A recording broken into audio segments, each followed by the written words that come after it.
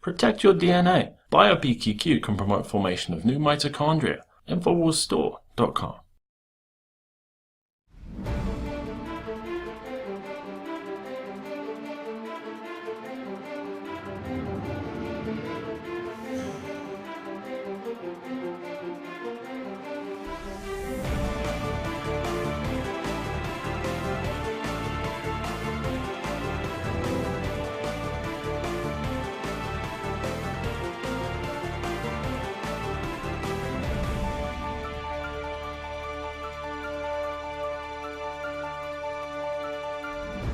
Welcome, ladies and gentlemen. Welcome. This is the Infowars Nightly News. I'm your host, Aaron Dykes. Today is Wednesday, May 23rd, 2012, and we have a special Bilderberg breakdown for you just ahead.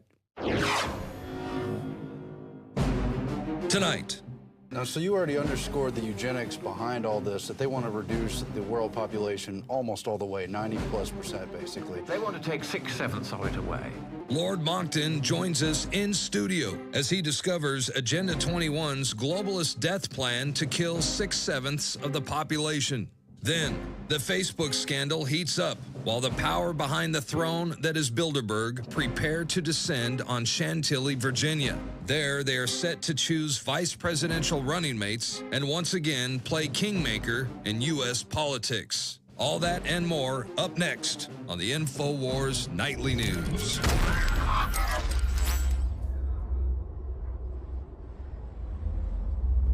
First up tonight, the Facebook IPO has fallen into total controversy as the value of the shares have fallen. Investors are going crazy. People are laying blame everywhere, and people are wondering what is the future of Facebook. Now, we predicted last week in our special report, pointing out all the important connections between the Bilderberg Group and the important founder and funder circles around Facebook and other top technology. Now they are looking to review Morgan Stanley's regulation practices, also that of Goldman Sachs, to see if, in fact, there was an insider tip that the stock was overvalued just before it went public, and whether or not that warning actually went out to all investors or just a few insiders. Of course, we know that among others, Zuckerberg and Peter Thiel on the steering committee of Bilderberg cashed in mega shares. And there it is in Market Watch. They put even more shares on the market than they initially planned, really dovetailing with the speculation that there may have been some foul play with the early warning on the Facebook IPO. We predicted it may well be a pump and dump stock scam. That remains to be seen as the fine print will fall, but certainly Facebook has been making a lot of headlines. Please check out my special report from last week about the Facebook IPO, Sean Parker, Peter Thiel, and all the other Bilderbergers around that circle. Now, today on the Drudge Report, he linked to my article, Mark of the Beast, Bilderberg pushes mandatory internet ID for Europe. And indeed, in the heels of PIPA, SOPA, ACTA treaty, and everything else that's going down, now CISPA inside the United States, the European Union is looking to mandate some kind of electronic signature online ID system that would be used for all online access, most of commerce, and all kinds of other verification and authentication. Behind the deal is one Neelie Kroes. She has been going to Bilderberg, well, religiously since the year 2005. In the article, I've got links to the membership rosters where she shows up officially year after year. 2005, 2006 in Ottawa, Canada, 2007 in Istanbul, 2008 in Chantilly, Virginia, 2009 in Vologamy, Greece, 2010 in Sitges, Spain, and of course last year at St. Moritz, where Neelie Kroes showed up with a brand new title, not only on the EU's commission, but now the Commissioner for the Digital Agenda. And boy, did they have a digital agenda they were pursuing. It's no coincidence all those tech heads, from Microsoft people to Google, Eric Schmidt, of course, and all the Facebook people converged around Cybercom leader General Keith Alexander and around the EU's Commissioner for the Digital Agenda and the U.S. counterpart for antitrust and all the others, and they laid out this plan, and they've been pursuing it, and we're seeing it in action now. So they want a mandatory internet ID so they can control the web. It's that simple. Meanwhile, it dovetails with Kurt Nemo's report from today. New York bill outlaws internet political speech. And so a New York Republican, Jim Conte, has declared himself an enemy of the First Amendment and is pushing a so-called Internet Protection Act. All this lingo we've seen time and again with proposals that have fallen off the way and those that are going to make it to the finish line. And they're trying to protect people from cyberbullying by taking it out on the First Amendment and otherwise, as I said, trying to clamp down on the internet. Alex has exposed this agenda for how long now? And here it is coming into play. It's all true. You got to do the research for yourself, see what their vision is for Internet 2, the kill switch, all of it. Meanwhile, Bilderberg Group changed their chairman. It had been Etienne Davignon for many years. It quietly changed to the head of AXA Insurance Group out of France, Henri de Castries, and it turns out he was a good friend and business school alumni alongside of Francois Hollande, who was, of course, just elected president in France, the first socialist president in some time, I think. At any rate, the head of the Bilderberg Group is quite chummy with Hollande, and there it is in Bloomberg and other sources about how they all went to HEC Paris, one of the top business schools, and other pedigree as well. Other people, including Officer Jean-Paul Agnon, French telecom chief Stéphane Richard, and others, all ran with the socialist Francois Hollande. So appearances are not what they seem. Bilderberg and other elite groups do play both sides. They don't really care what the system is as long as they have a mode for control over the population.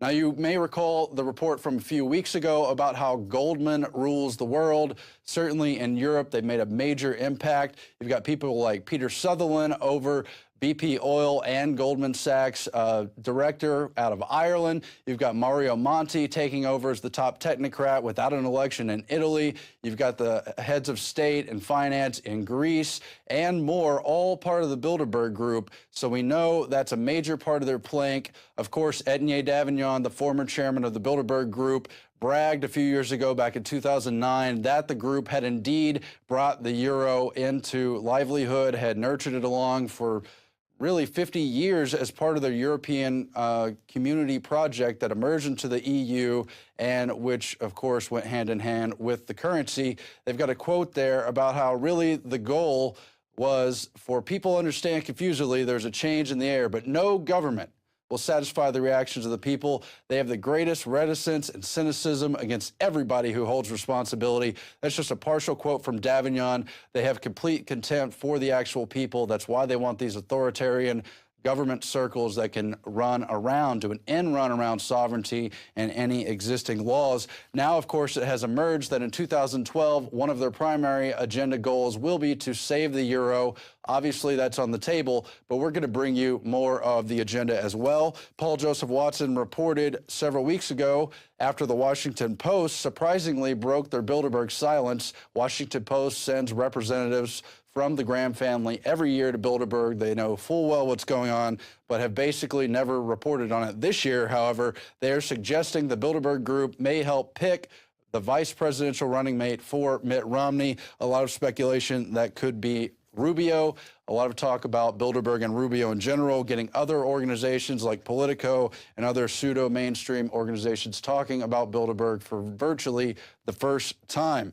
Now, as we lead into that, we can remember the Bilderberg attendee who helped choose Obama's VP running mate, James A. Johnson. He was the former CEO of Fannie Mae. He became embattled in a scandal. When it emerged, he got some really questionable loans from Countrywide, and the whole scandal surrounding Angelo Mozillo, and really played a questionable role in the popping of the housing bubble. Now he's in another scandal, not dealing with choosing the running mate, but with the fact that he's been one of the longest-serving board members of Goldman Sachs, who, as we noted, rules the world. Now, some counter-elite factions, including the Sequoia Fund and, if I'm not mistaken, Warren Buffett, are opposing his reelection, really saying his scandal's been too out in the open and it's not a good signal to reelect him to the board. Of course, it's likely that he will be reelected to the board, but it just illustrates the extremely close ties between Goldman Sachs and the Obama presidency. Again, James A. Johnson openly in the press had the role of helping choose Obama's VP running mate. When the scandal emerged with Fannie Mae and Countrywide, he suddenly stepped down just a couple days after the Bilderberg Group met back in 2008 at the same location they're meeting this year in Chantilly, Virginia. Very, very interesting stuff. And he just quietly stepped down, and Obama said, well, James A. Johnson might be Goldman Sachs, but he was an unpaid volunteer, so let's not pay attention to those connections. After all, I'm for the people, hope change. And of course, James A. Johnson not only helped pick Obama's VP in 2008, he had a very public role in helping to pick John Kerry's running mate, which was John Edwards, who again went to the Bilderberg meeting in 2004, long before he himself was caught up in scandal. And had Kerry won the presidency, James A. Johnson probably would have been in the inner coterie with the cabinet position. He also previously helped people like Walter Mondale pick their VPs. So a very important player, again tied to Goldman Sachs, Countrywide, the housing bubble. That's what I wanted to say, because in 2006, it came out of the Bilderberg meeting, the first time I ever went, in Ottawa, Canada, that they had decided to pop the housing bubble. Nobody could have called that if it wasn't truly from inside the Bilderberg Group. And yet, 2 years later, everything started happening in 2008, and guys like James A. Johnson have their fingerprints all over it. But it's not just the Democratic wing of the Bilderberg Group. It's not just Goldman Sachs. As you well know, the elite circle of Bilderberg loves to play both sides. They love to play kingmaker, especially in U.S. politics. And now you've got Obama surrogate Cory Booker, who's the gun-grabbing mayor of Newark, New Jersey, very close to the Wall Street circles based in New York City, speaking out on private equity. There's been all the attacks inside Obama's campaign against Mitt Romney's ties to Bain Capital and against people like Henry Kravis of KKR, who in fact is a lifelong Bilderberg attendee. I think he's been going since he was in diapers. In fact, he's the only member of the Bilderberg Group whose wife is also an attendee, and she's on the steering group. At any rate, you've got Cory Booker so close to Wall Street there, telling people to shut up about bashing Bain Capital and the whole venture capital and equity industry in general, because New Jersey has a lot riding on it. In fact, Blackstone Group, who goes to Bilderberg, and elements of KKR have bought out pension funds all across the country, from employees, state employees, you name it, including in New Jersey for billions, including in Texas. They bought out the teachers' retirement system for, I think, $3 billion. And Alex warned you, so did Max Kaiser, so did Bob Chapman, and all the other experts, that they were going to play with the pension funds. You won't have them because they're all tied up in derivatives and these leveraged buyouts. So let's take a closer look. Why does Cory Booker defend Henry Kravis, and who is Henry Kravis? One of the biggest bundlers for the Mitt Romney campaign, deeply, deeply tied to the Bush family, really a long-term supporter of them as well. He's best known for the book and movie Barbarians at the Gate, describing his takeover, leveraged buyout, hostile takeover of RJR Nabisco in the late 80s and 90s. A very interesting film, because he will buy these gigantic companies with very little money, say perhaps 10%, and then use debt and leverage debt to buy out the company, defeat competitors, and really stack the dominoes in a very vulnerable way that has indeed played out in the larger economic crisis. Here's some of the video of him arriving last year in 2011 with his wife at the Bilderberg Group. It's not the greatest video, but if you look carefully, you can see that's Kravis on the right hand and his wife, Marie-José, on the left hand. She, of course, is the head of the Hudson Institute, a veritable continuation of the Rand Corporation and a so-called conservative think tank. KKR is also involved in green eco-fascism, and they bundle portfolios for that. There's also been a lot of reports on what will Mitt Romney's foreign policy agenda be, and guess what? It again connects back to key Bilderbergers. They've raised some questions about the Afghan war. Of course, we know people like Mitt Romney will never be anti-war candidates. They will never help rein in the American empire. Romney, Rubio, all these other people are still pandering to the neocon part of the Republican Party, while kind of acting like maybe it's about time to get out of Afghanistan, since that's now on Obama's watch. Now, it's emerged that among Romney's top advisors and potential cabinet appointees may be CFR President Richard Haass, who we heckled at the 2008 Bilderberg meeting right there in Chantilly. He attends, I think, every year at Bilderberg and has an important role to play at the Council on Foreign Relations, patently anti-American. He may become a cabinet member. He was previously a policy planning at the State Department official from 2001 to 2003 in the Bush administration. Further, former World Bank President Robert Zoellick may join the Romney cabinet. That's all according to Prospect, the American Prospect, the Romney foreign policy agenda.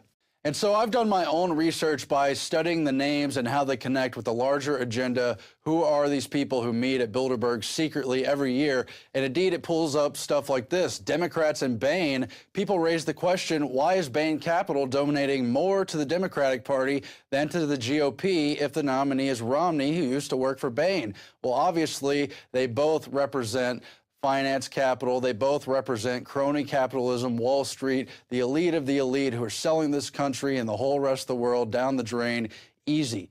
Let's make a comparison now between that mock video attacking Romney for being a serial killer of corporations with the kind of action that people like Henry Kravis of KKR do when they do a leverage buyout and rip and shred the company as one might hollow out a fruit, or as a vampire might hollow out the blood from his victim, or a vulture from Carry On. Let's play that clip now. But Mitt Romney has a secret. As head of Bain Capital, he bought companies, carved them up, and got rid of what he couldn't use. If Mitt Romney really believes... corporations are people, my friend. Then Mitt Romney is a serial killer. He's Mitt the Ripper. Henry Kravis and company have participated in 160 takeovers and borrowed a large part of $320 billion to do so. The private equity corporations make sweetheart deals with the banks to finance these takeovers. Then they pump and dump the companies they control, often resulting in lost jobs for workers, the destruction of communities that rely on the companies, and extreme profiteering for the private equity corporations. Kravis and KKR, like all the private equity giants, take over public companies using primarily borrowed money. To pay off this debt, they then sell the assets of the companies, fire thousands of workers, and radically cut benefits of the remaining employees. It is the same product, in the same building, with the same customers as before. And so again, they've already rooted all your savings through this financial crisis. Now they're buying up pension funds and the rest of it. Both sides of this false spectrum are very predatory, and we have to start to recognize that. Now, we've talked about how much these elites hate humanity. That's going to come up in depth with Lord Monckton on the other side of this break. But first, we'll take you to the quote of the day from the Club of Rome's 1991 publication, The First Global Revolution. They said, in searching for a new enemy to unite us, we came up with the idea that pollution, the threat of global warming, water shortages, famine, and the like would fit the bill. All these dangers are caused by human intervention, and thus the real enemy then is humanity itself. Humanity requires a common motivation, namely a common adversary in order to realize world government. So again, man is the enemy, world government is the answer. Now, today was the launch of PlanetInfowars.com. We urge you to go check out that website, sign up for it, and begin your own mini Infowars network. Maybe a very large part of the Infowars network. The point is, you could put up your own content. You could put stories up you think are important. You can create your own videos, your own newscasts, get friends together, network with people you want to know, possibly date people, get groups together that like to hunt, like to fish, like to do survival skills, prepping, you name it. Planet Infowars will become what you make of it. The point is to get in there and start resistance using the tools we have now while we still have a relatively free internet, which we have pointed out time and again they are trying to clamp down upon. PlanetInfowars.com launched today, and now is the time to take advantage of it. And don't forget to be a PrisonPlanet.tv subscriber too if you want to help out this broadcast financially. Help us support the platforms that allow all you great people to do your own work on sites like PlanetInfowars.com. We'll be back after this with Lord Monckton. Stay tuned. I'm Aaron Dykes. Have you been to InfoWarsShop.com lately? Express your inner patriot with these brand new InfoWars t-shirts. Say it loud with the InfoWars Bullhorn shirt, or educate the sheeple with the Bill of Rights shirt. Grope the public's mind with the TSA shirt. And with this shirt, you can let the dark side know of the Rebel Alliance's power. All available at InfoWarsShop.com.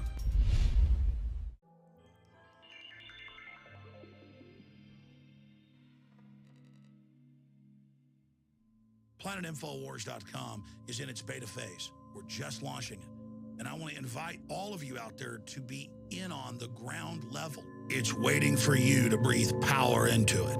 PlanetInfoWars.com. All who love liberty are welcome. All that serve tyranny will be defeated. It's now out in the open. World government is here. It's in our face. A corporate fascist system surveilling us. Google, Facebook, Twitter, all promote the New World Order. They attend Bilderberg.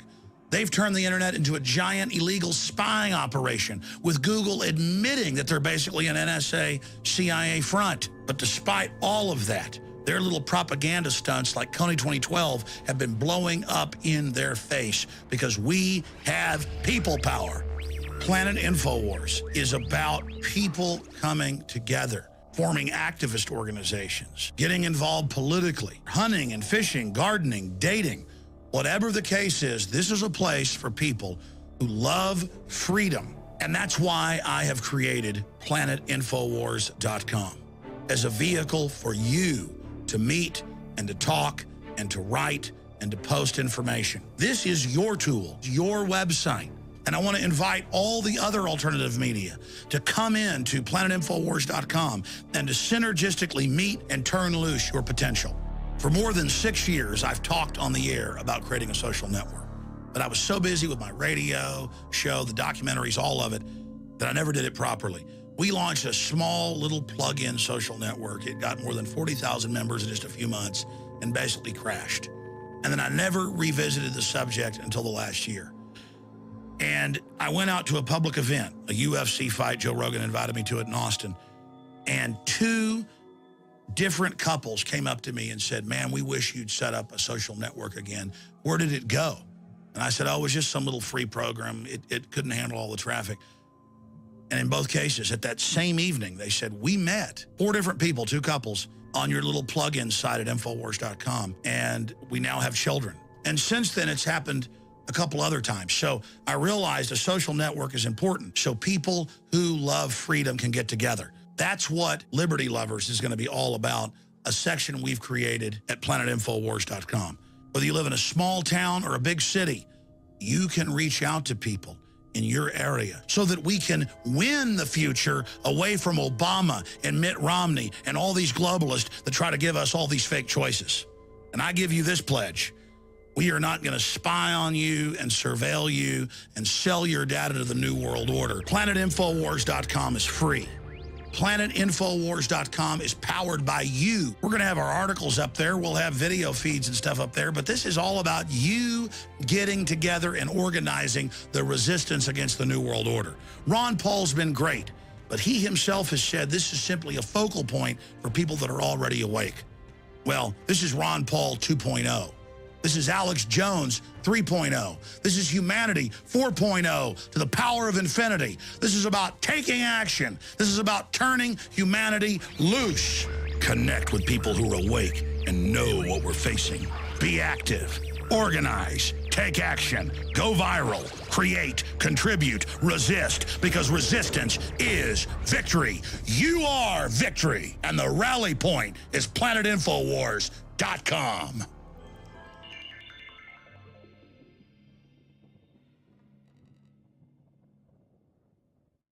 Sick of the globalist, eugenicist, control freaks adding poison to your water and laughing as you get sick and die? Start purifying your water with ProPure. My friends, I've done a lot of research, and the best gravity filter out there, bar none, is ProPure, and it's available discounted at Infowars.com. Its filters are silver impregnated to prevent bacterial growth. There's no priming required. It's NSF 42 certified. Optional fluoride filters can reduce fluoride up to 95%. Easy to set up and use. Doesn't require electricity. Purify water from lakes, streams, ponds, and wells. This filter system leaves in beneficial minerals, which is key. Save money by not buying bottled water and avoid BPA that leaches from the plastic. ProPure is the best gravity-fed filter out there. It's what my family uses. Infowars.com already has the lowest price on ProPure. But if you add the promo code WATER at checkout, you get an additional 10% off at Infowars.com. You can also call to order 888-253-3139. We are back from break on this Infowars Nightly News, and we're excited now to be joined by Lord Christopher Monckton himself, very much on the cutting edge of fighting against the climate regime changers who want to take over our world, curb civilization, and really put us in our place. We're not going to let that happen, of course. Thank you for joining us, Lord Monckton. Well, it's a real pleasure to be here, and let's hope that we can, between us, convince the powers that be that backing the climate scare has been a failure, and they must get off it and think of something else to frighten us with. Well, it was only a few years ago Al Gore and company were telling us the debate was over, this climate change, really new way of thinking was just inevitable and we should all submit. But they've had a number of setbacks at the past few meetings. They've really had their agenda stalled. But at the same time, we have the revival of Agenda 21 this year, Rio Plus 20 conference, 20 years after the first time the United Nations held a summit on how to bring about sustainable development. Let's get into that and how it ties into the larger climate change issues. What has happened is they've lost the argument with the public on the climate. In fact, they've lost the scientific argument as well as the economic argument. And because they've lost it, they know they've got to find something else to justify the continued existence of the UN. See, the UN has become a very expensive body. It's a lot of money the nations pay towards it. It's increasingly wanting to have governing power. It's wanting to undermine the very concept of a sovereign, independent nation, because they want to have, effectively, global government. Now, they know if one talks of world government, this is something that will be very unpopular. So instead of calling it world government, they call it global governance. This is the new phrase for it, which somehow sounds nice and respectable and not too dangerous. But of course, what they're really after is total control. And the idea of the Rio Plus 20 conference is to suggest that the nations of the West have been raping the planet with their insatiable demands for natural resources, land to build houses and roads and airports on, and that now humans must be reduced, according to one of the more extremist papers put forward for this conference, by 5 billion of our present, I think it's 6 billion of our present 7 billion must be done away with, and we're down to be having not more than 1 billion humans on the planet. Really extreme stuff on the fringes of this. Now, the draft document, the draft conclusions of the conferences, it's already been decided roughly what the conclusions are going to be. I've seen that document, and compared with some of the more extreme climate documents I've seen from these conferences, it's pretty milk and water so far, which means that the real draft hasn't, in fact, yet been made available. But what I think they're going to try to do is to follow a route which the EU knows well, where you have annual incremental conferences, as they've done with the climate, with agreements at the end of each conference, because the negotiators don't want to go home and say we haven't even signed an agreement. And each of these agreements gradually takes on the force of what your constitution called customary international law. And once that happens, even if they aren't signed into law by your Senate as a treaty, which has to vote for treaties by a 2/3 majority, they can still become the law of the land if the Supreme Court, which is very much that way inclined at the moment, were to say that they were. And that's how they're going to circumvent the constitutional requirement that a treaty has to be ratified by 2/3 of the Senate. And they're going to do roughly what was done to us as we lost our powers in Britain to the EU, with these endless succession of treaties, each of which doesn't seem to change things all that much compared with the previous treaties. At least that's the official storyline. And yet at the end of the process, you suddenly find you've lost your nation, you've lost your democracy, you've lost your parliament. We still have one, we still have elections, but they mean nothing. 5/6 of our laws being made by someone else. And the UN has seen this and has very jealously thought to itself, well, if the EU can do it on a regional scale, why don't we try the same approach on a global scale? So they invited the EU to send advisors to the Cancun conference, for instance, on the climate 2 years ago, to advise them on how to start building up these incremental annual treaties or agreements that have the effect of treaties even though the Senate doesn't ratify them, until you get to the point where the UN is suddenly wound up with all the power, and all the media will say, well, of course, it was inevitable from the start. They're going to try to play the same game, but an interesting development has now arisen. The EU, which had previously regarded itself as almost a sovereign nation, and that's the way it's been trying to go, taking away sovereign power from the individual member states and putting them all into the EU. It has suddenly realized that if the UN takes global domination, then the EU will be subservient to it. And they've suddenly realized they don't like that. So there's a wonderful irony. They've been taking all this power from the member states of the EU, including Britain. Now, they don't want that power taken from them and given to the UN. They've suddenly woken up to the fact that the advice they've been giving the UN on how to do this is going to lead to their own subjugation to the UN. And the EU bureaucrats really don't like this. And they have now said, I think for this reason, though they'll never admit it is for this reason, they're not even going to send an EU delegation to the UN Climate Conference, the UN Sustainable Development Conference in Rio. But I will be there because it's very necessary that the superficially admirable goal of sustainable development should be one which is implemented sensibly and not by unelected international authorities such as the UN. This brings me really on to another problem which is beginning to emerge when you look at things like the Rio +20 conference. What is happening is that increasingly these international bodies are saying, give us the power, give us the wealth, give us the decision-making and legislative power so that we make the laws for the whole world. But not one of these international bodies is elected by anyone. The EU isn't. The UN isn't. The Law of the Sea Conference, very topical at the moment because there's another treaty which people are trying to push the US into. They are not elected.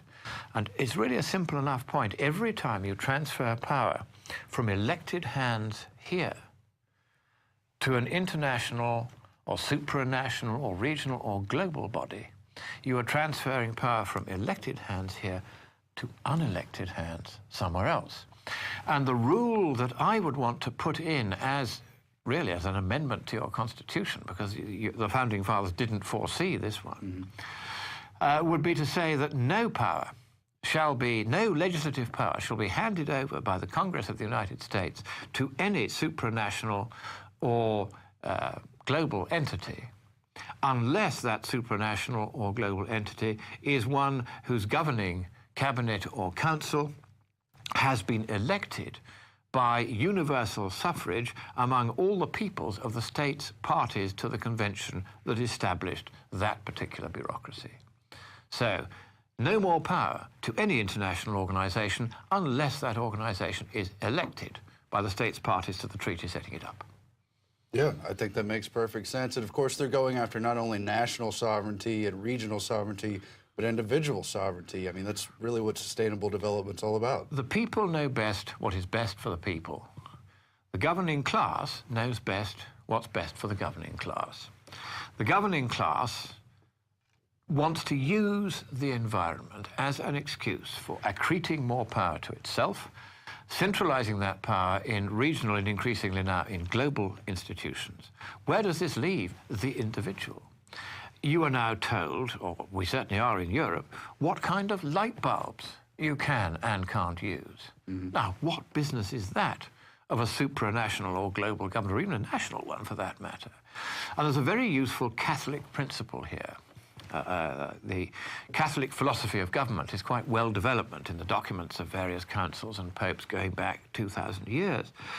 And there's a principle which is now known as subsidiarity, by which this principle simply asserts that the decisions of government should be taken at the most local level that it is possible for that decision to be taken. So, for instance, really nobody except the family itself needs to decide what kind of light bulbs its children will read by. That is not the business even of the local authorities, let alone national, supranational or global ones.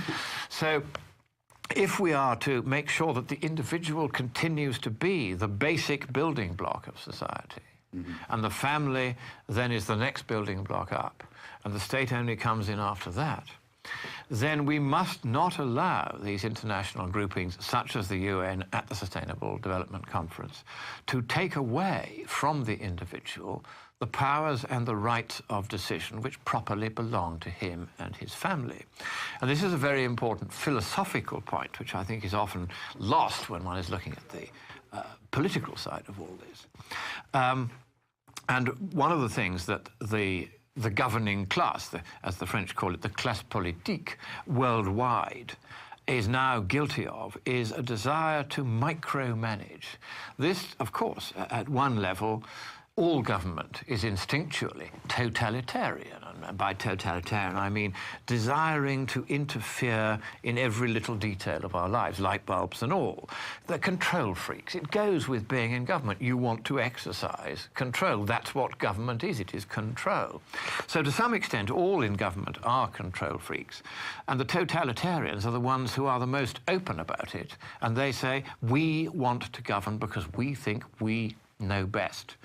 But you see, your government exists under a constitution that your founding fathers saw was going to be necessary precisely to protect you from the overambition of the governing elite.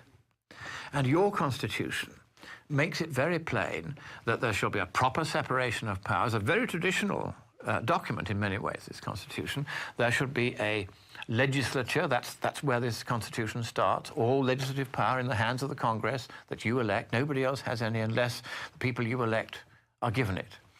Then they describe the executive, that's the office of the president and his cabinet, and then the judiciary, and the separate powers of each, and the ways that they interact. All of these are carefully thought about. And if you read, say, the Federalist Papers or the Madison Diaries, where all of these things are mused upon and considered by some of the great men, the greatest men of their age, in that long, hot summer in Philadelphia, they had a vision which I wish we still had in Britain and Europe, that the people know best what's best for the people, that the people should rule via the ballot box at regular intervals. I would like to carry that still further. I would like to have the right of initiative referendum built into constitutions like this, so that you don't even allow the Congress exclusively to decide what bills shall be debated.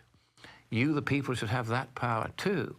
But when it comes then to these international conferences, like this UN conference, everything in this constitution is alien to the people who are behind this sustainable development agenda. Yeah, and they have a pattern of usurpation.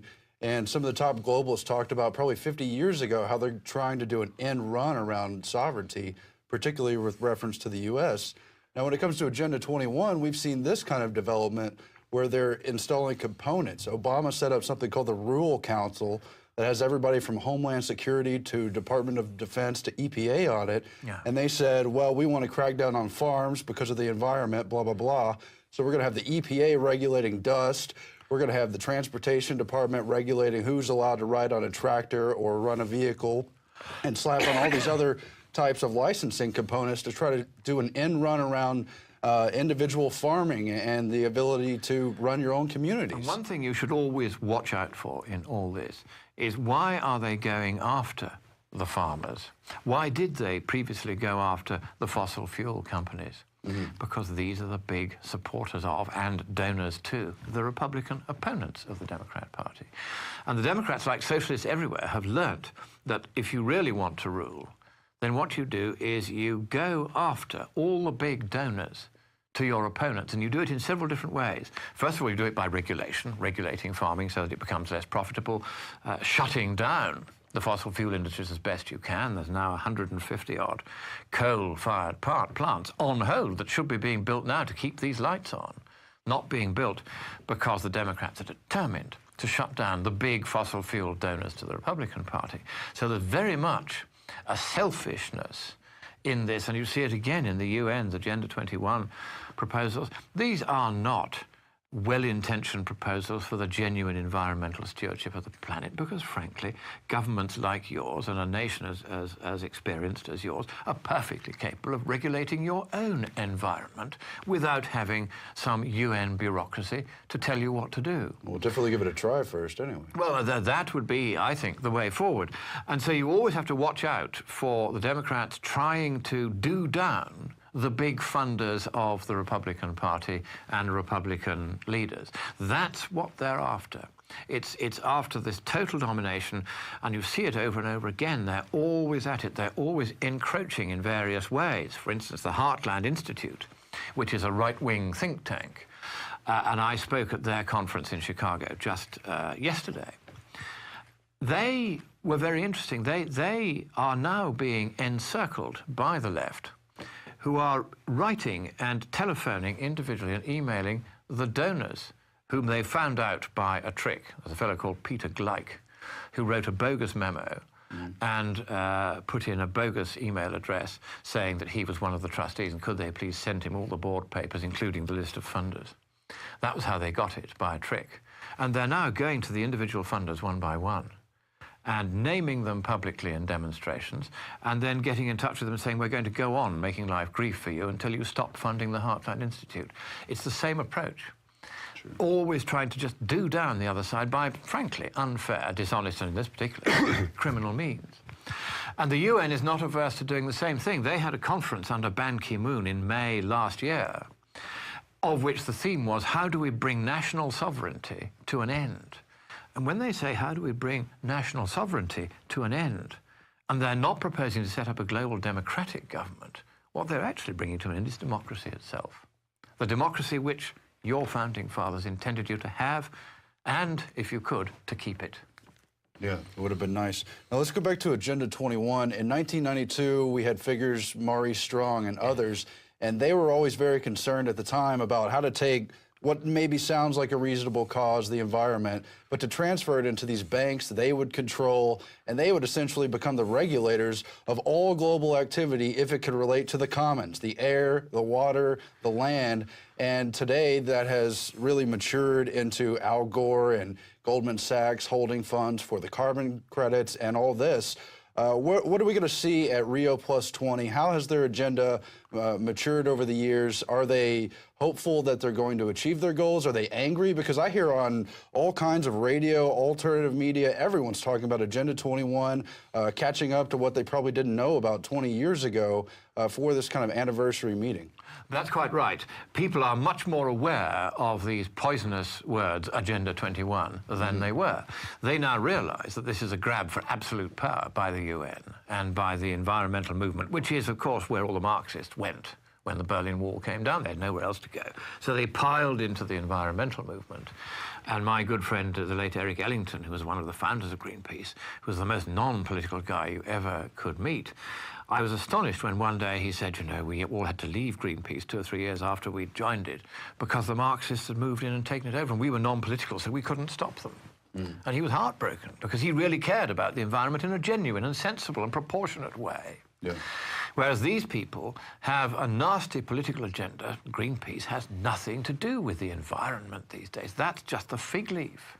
You know, it's a green fig leaf over a red instrument beneath, shall we say, which is intended to do things to us which will be very unpleasant and uncomfortable. Right.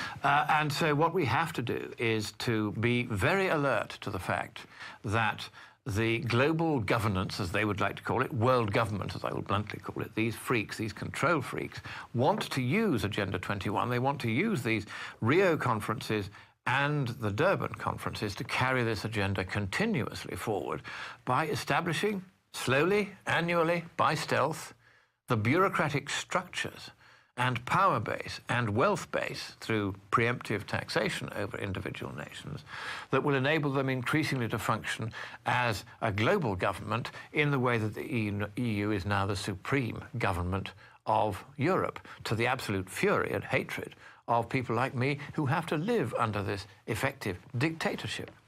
And the way they're going to do it, because you asked what is their plan, how are they going to unfold this? Well, it's already evident in the draft conclusions of the conference, which already I've got hold of them, that they are intending to follow the same sort of thing as the EU did and also as the UN did with the climate thing, where you gradually set up more and more bureaucracies. You know, this conference calls for the UN to do this, do that, do the other, and the UN then sets up a bureaucracy to do it, saying, well, we were told to do it by this agreement or that international meeting or whatever. They can always justify where they were told to do it. But in effect, what they're doing is expanding their power base and then sending the bill to governments and saying, well, you had this meeting, you signed this document, now you've got to pay. I don't know if it's the appropriate metaphor, but it makes me think of throwing a stone into a pond, and a small circle gets bigger until it's surrounding the whole area they want to conquer. That's exactly what happens, and they want to expand the centre to the point where it becomes so well funded, so many top people go there, that governments anywhere else can no longer compete. That's what we have in Europe. You have the European dictatorship, where all the best people who want to go into government, they don't go into Parliament. What would be the point? You can go into Parliament, you can vote for what you like. Makes absolutely no difference, because the real power, and 5/6 of all our laws, are made by people we don't elect somewhere else. So the people, the real power-hungry folk now, they don't go into Parliament. And so Parliament becomes weaker because the people with real ambition don't go there. They go instead into this cloying bureaucracy in Brussels. And the UN is now expanding in the same way. They are multiplying agencies in the same way that Brussels did. You know, the UN High Commission for Refugees, the UN Children's Fund, the UN Environment Programme, this, and they're all multiplying, more and more of them. Every time I go to one of these UN conferences, there's another 3 or 4 of them. There are now something like 150 individual UN agencies, each separately funded by the taxpayers, in states who have no control over how much money is spent or how much of their money is taken from their pockets to pay for the UN. It's all not transparent at all. It's all completely secret. It's the very antithesis of what was intended in this constitution, where government had to be visible to the people. It was in Britain that the idea of recording the proceedings of Parliament first came about, with Hansard producing a daily record of what was said. And this happens, of course, in your Congress now. There's a congressional record of what was said. And if you testify in front of a congressional committee, your remarks are read into the record, and any documents you submit are written into the record. And anybody can look and see whether what you said was sensible or not. But in the EU, the commissars meet behind closed doors. If they decide on a law, that then gets passed to another committee called the Committee of Permanent Representatives, which fleshes it out and does the detailed work. That's behind closed doors too. Then it goes to the Council of Ministers. They meet behind closed doors. And then and only then, if all of those 3 have said yes, it goes to the European Parliament, which is elected but has no power. It's just a ceremonial, as Alex Jones calls it. It's just decoration. And they, even if they vote it down, the commissars can reintroduce it either via this same process again until the Parliament gives in, which they've done on many occasions, or simply directly, as what's called a Commission regulation, bypassing the elected Parliament altogether, and indeed all the elected parliaments of Europe altogether. We are now, in a formal sense, a dictatorship, and it's very unpleasant to live under it, because all the bureaucrats then start behaving like dictators. And they hate me because I stand up and I name them on the air and I give them a lot of trouble. But the important point here is the UN would now like to copy the success of the EU in growing these gargantuan, completely useless and very damaging and stifling bureaucracies, so that it can have world domination. Can you imagine the right to levy taxation on the whole globe? This is going to give enormous power and wealth to the centre. And it is absolutely unthinkable to me, having been brought up in a democratic tradition which we have now lost, to see that you and the rest of the world might lose this too, via these climate conferences. And the way they do it is the climate conferences are every year. The negotiators all go to some place where there are plenty of grass skirts and nice sun, sea and sand, so they get a bit of a holiday. Therefore, they don't read the documents put in front of them. They just agree to them for the sake of going home and saying, yes, we have an agreement. And these agreements are cumulative. They pile up one after the other. Real power, real wealth being transferred from individual states year by year with each annual new agreement to the centre. It's never the other way. And the same now with the Rio Plus 20 conference. One of the things they haven't yet written into the draft, but I know they're going to, is we can no longer afford, for the sake of the planet, to have these meetings every 20 years. We must have annual meetings. No. To carry this process forward and save the planet. You can hear the rhetoric now, and I'll bet you any amount of money you like. You won't find it in the draft now, but I'll bet you that that will be proposed. It's already been planned, I'm quite sure. And they will then say we must have annual conferences on sustainable development. And each of those annual conferences will have to have that same annual agreement or treaty at the end of it, which will transfer power, always more power, from us to them, never, ever the other way. It's been the same in Europe. It's been the same with the climate treaties. Now they're going to do the same with Agenda 21. They've learned how to do this now.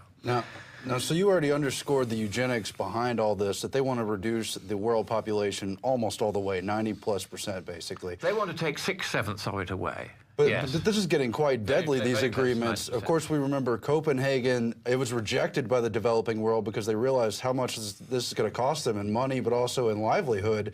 And this is getting worse and worse because we see United Nations groups pushing entire tribes, entire villages off the land in the name of fighting climate change, killing people even, showing up with armed weapons and so forth. This has happened in Uganda, it's happened in Honduras, heaven knows how many other places it's happened, because our news media are not very good at covering countries where it's uncomfortable and there are no five-star hotels and minibars.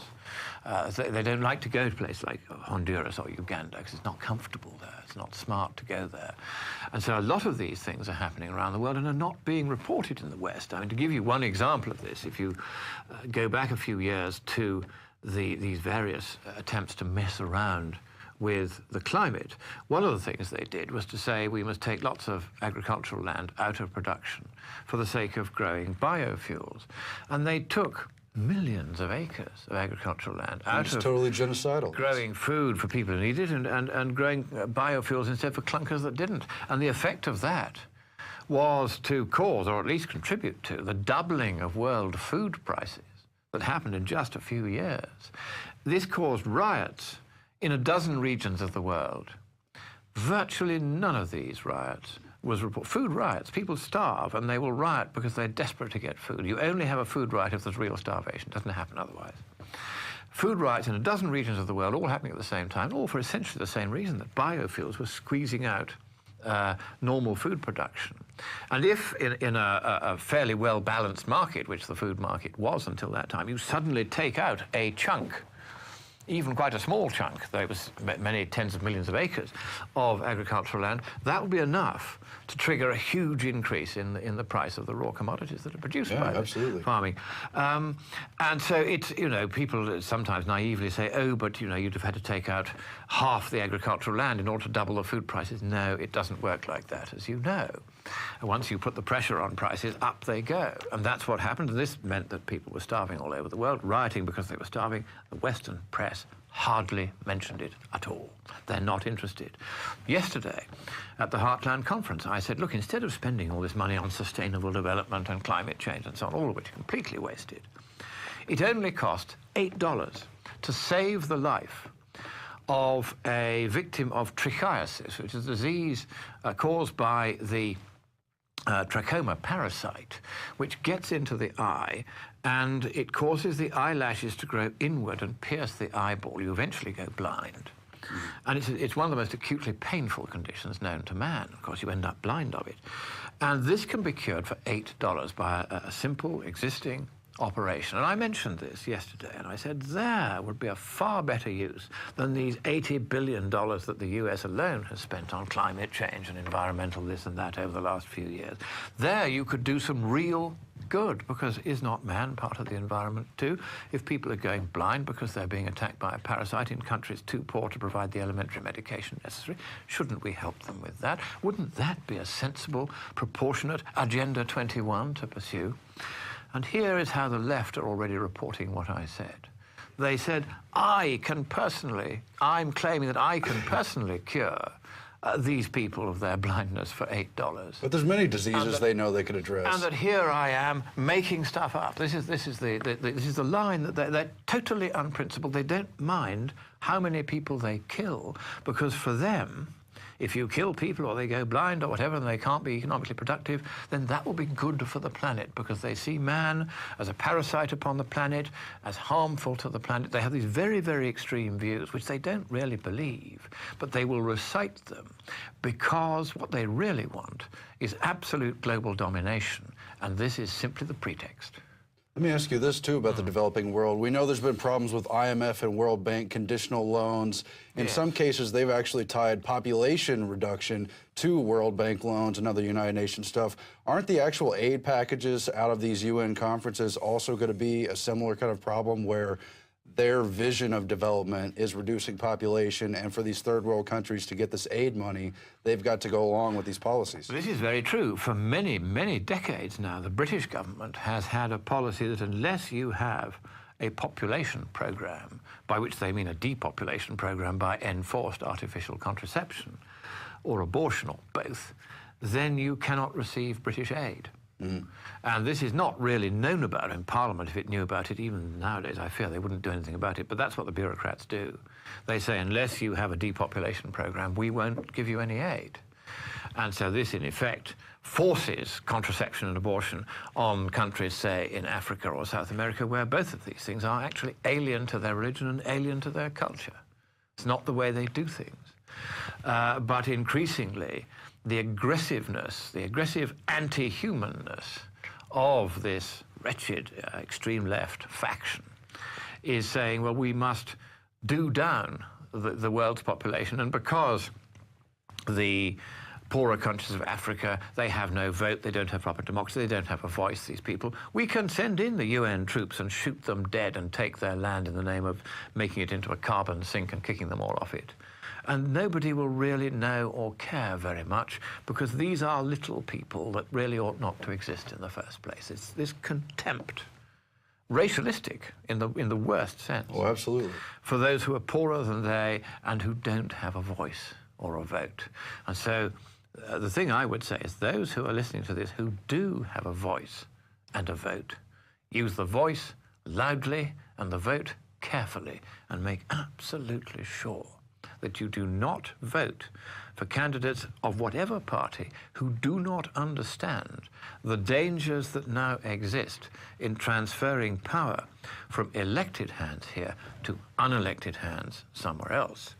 The correct approach is to say that before any more agreements are signed at any international conference, whether on the climate or sustainable development and these new annual conferences on that subject, which I'm quite sure are going to emerge from Rio, no more of these treaties should be signed unless and until the bodies exercising the governing power globally under these treaties have been elected. Lord Monckton, we want to make sure we're fighting back against these conferences. Tell us one more time when Rio's coming up and the next climate conference.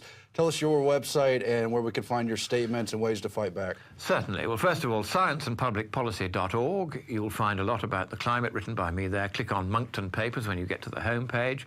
And for another climate website, whatsupwiththat.com, W-A-T-T-S, whatsupwiththat.com, run by Anthony Watts, a formidable meteorologist who has exposed the corruption in the temperature monitoring stations in the US and elsewhere, and has this blog, which now gets, I think, 100,000 or 200,000 hits a month. I mean, it's very, very big in telling people the other side of the story on these climate and environmental matters, and I contribute to that quite regularly too, so you'll certainly be able to use that. And as to Rio, it's coming up in mid-June. There'll be three days, roughly speaking. The 19th to the 21st of June is the culmination of a couple of weeks of messing about. I'll be going just for the last 3 days so that we have a presence there and can put the other side and I am an accredited delegate to the conference, so I will be able to get in, and I will be able to speak to the other delegates. They will hate it, but I don't think they'll dare try to exclude me on flimsy grounds a second time. I think they've learnt the lesson of not doing that, because it got all over the newspapers worldwide that they'd tried this on because they feared what I would do. They were right to fear it. When I reported the loopy things they'd put in the Durban Declaration, which they then had to take out, such as rights of legal personality for Mother Earth, the establishment of an international climate court, reduction of carbon dioxide concentration from 400 as it is now to 200 parts per million by volume in the atmosphere, halving it. That would lead to the mass death of plants and trees worldwide and of the animals and humans that live depend upon them. These and other barking nonsensical proposals were dropped within 24 hours. They had divided the final negotiating document into two. One half of it continued to be negotiated, the other half was put on the shelf. So being there just to expose and to tell the world what is being negotiated in its name. That's what the press used to do. They used to report what happened at these conferences. Now they don't. They go there and they talk all about the grass skirts and they talk all about the agenda, but they don't talk about what's actually being said because so much of it is loopy. And so when I published this on What's Up With That, this summary of what was in this document at Durban, that was the most popular of the 500,000 blog postings that went on the internet that day under the WordPress system, because WordPress keeps a tally. And more people visited that blog posting than any other worldwide on any subject that day. Now, was this because I was a clever guy? No. It was because the press had simply deliberately, willfully, not done its job of saying what was happening at this conference. And so I said what was happening. The world was horrified. It went right round the world, and all the blogs had it. Virtually none of the mainstream news media touched it. But the story got out, and the UN realized the game was up, and it had to cut the document in two. The same thing happened at Copenhagen, where I revealed the world government agenda a few weeks before the conference, and the entire treaty was dropped. They just couldn't proceed with the treaty at all. Yeah. Because the treaty only said, we're going to set up a world government, and here's 186 pages of how it's going to be structured and paid for. And they had no plan B. They had to drop it. And so they know that if I go to these things, I will do damage, not by throwing a bomb, or even throwing a wrench into the works, but simply by saying, this is what they're up to, you need to know. And I will make sure that Alex Jones and you get told what is actually happening at these conferences. Basically just emperor wears no clothes. They'd be loony, crazy people if it weren't so draconian. That's the point. What they're proposing is loopy. I mean, can you imagine cutting carbon dioxide concentration down by half, even if it was within our gift to do that? Can you imagine the damage, the death, the widespread destruction that this would cause? They don't care. They would regard that as a bonus. Some of them would like to see the whole of humanity, sometimes with the sole exception of themselves, wiped off the face of the planet. This agenda of real hatred for humanity, and in particular, real hatred for the West, this combination is very, very dangerous and very, very real and virtually not talked about. Because, hey, if you say these people have actually gone round saying, some of them, that they want to wipe out 6 humans in 7, you're regarded as some kind of extremist lunatic. But that is what these people are saying, some of them. And that's not to say that all of them are saying it, but they are saying it. This is the language that's being used by the hard left. And rather than ignoring it and saying, well, that's so fringe, we can't even mention it, you have to mention it, because otherwise it stops being fringe and more people start saying it. It might be fringe if they weren't the chosen spokespeople of various elite factions. A nice example, which I mentioned earlier today on the Alex Jones show. James Hansen of NASA said several years ago that anyone who dared to question his views about the climate should be put on trial for crimes against humanity. And, of course, I and a few others spoke out against this outrageous suggestion that we should be put on trial, because what is the penalty for a crime against humanity? It is death. And what Hansen was really saying is that people like me should be killed. And so I said, this is extreme. I complained, actually, to the Inspector General of NASA, who did absolutely nothing about it.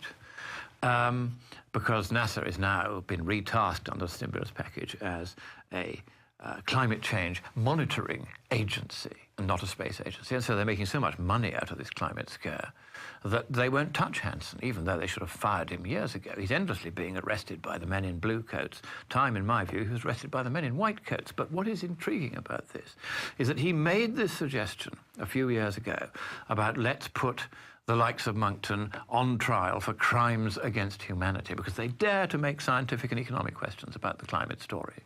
That's our only crime, but that he wants us to be killed for. And you think, that is loopy. Of course it's loopy. It's wildly extreme. It's the kind of thing the Nazis did. Oh, I kid you not. There was a Norwegian professor the other day who said he wants 500,000, democracy is dangerous, has no place, and he personally has no problem identifying with Hitler and other dictatorships as long as it leads to that environmental end. That is the point. And of course, Hitler was one of the first environmentalists. The whole Volksmovement was devoted to this. But you see, what is happening now is that at Penn State University, just a few days ago, they had a conference sponsored by local businesses, which was on how to silence the climate deniers. And the guy introducing this, who was some sort of a professor who appeared to be hopped up on some sort of drug. I watched this on the video that they made of it. But he was way spaced out. But he said, we have to start a conversation on declaring climate skepticism to be a crime against humanity. And you see, when they start saying it one after the other, you know that this is becoming the party line. And if we don't nip it in the bud straight away, it will become the party line. Everybody will think in the end, oh, well, of course, it's perfectly all right to kill climate skeptics. They're just inconvenient to us. The moment you start going down that extremist road without anyone challenging it, the extremist road can all too easily become the normal road. It's happened so many times in history before.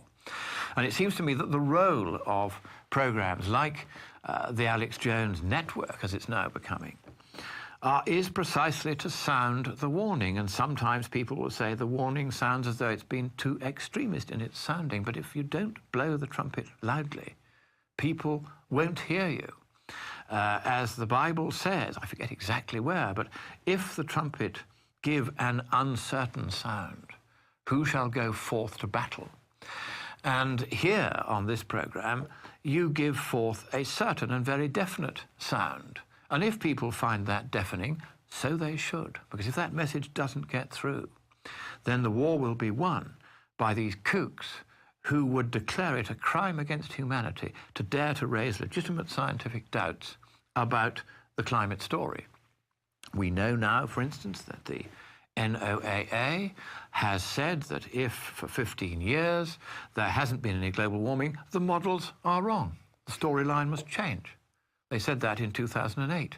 Here we are 4 years later. We've now had 15 years on any measure, and perhaps 20 on some measures, without any global warming at all. And the NOAA's words must now be remembered. The climate storyline is wrong. The models were incorrect. They overpredicted the amount of warming to be expected. It hasn't happened. It isn't happening. It won't happen. There's no scientific basis for it to happen. And even if it were to happen, it would still be cheaper to do nothing about it.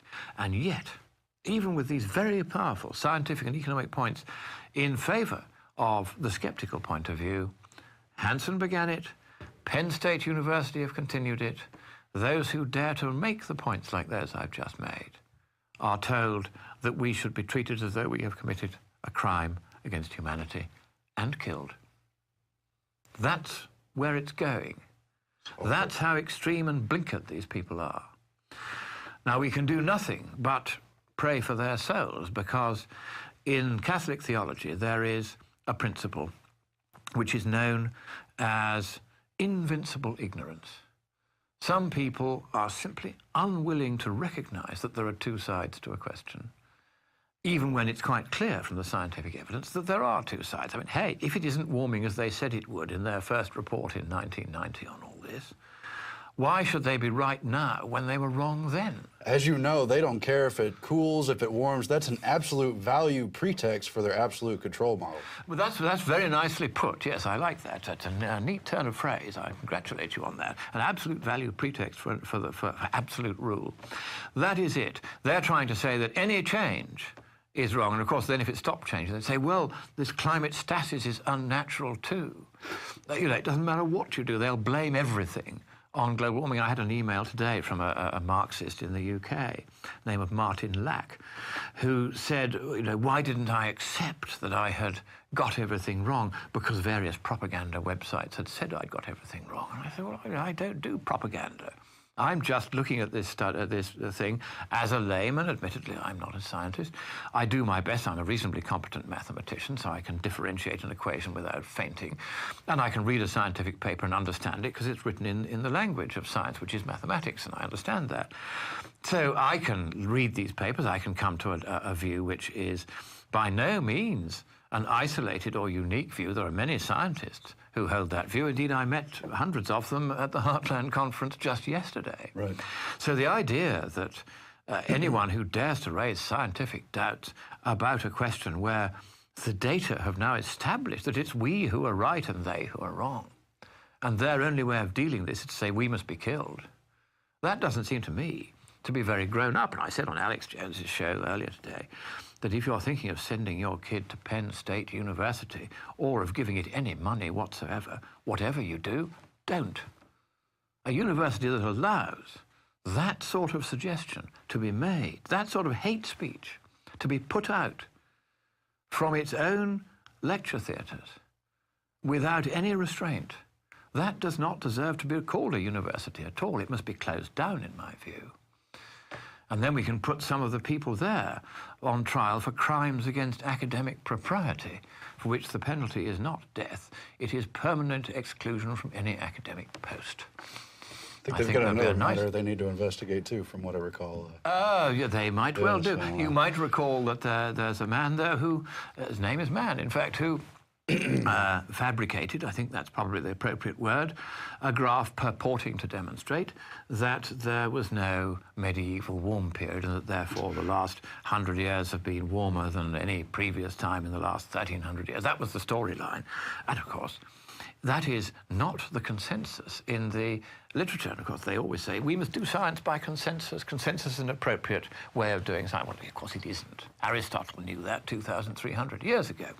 But if they like to do science by consensus, then they should remember this, that the consensus among the peer-reviewed papers of paleoclimatology reconstructing the temperatures of the past 1,000 years is that the medieval warm period was real, was global, and was warmer than the present. And my good friend, Dr. Craig Idso, I saw him yesterday at this conference, he maintains a database at co2science.com of papers on the medieval warm period. And these papers were written by, between them, more than 1,000 scientists from 400 institutions in 40 countries over the last 25 years, each providing data and evidence from reconstructions of what happened before we had thermometers over the last 1,000 years, that the medieval warm period was indeed real and global and warmer than the present. And it was a man at Penn State University who tried to deny all that. So who is the denier? Not a bad question, eh? Exactly.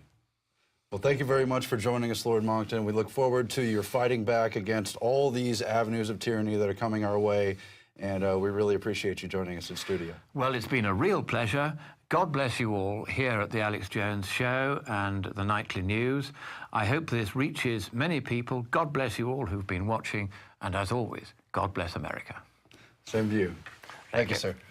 Good night. And don't forget, you too can fight back in the battle. We've just launched planetinfowars.com. You can post your own blogs, break down your own analysis, send it out to your own friends and contact, and fight this info war in your own way while joining us in Legion here at Infowars.com. Don't forget to support us too at PrisonPlanet.tv. I'm Aaron Dykes. For this episode, good night.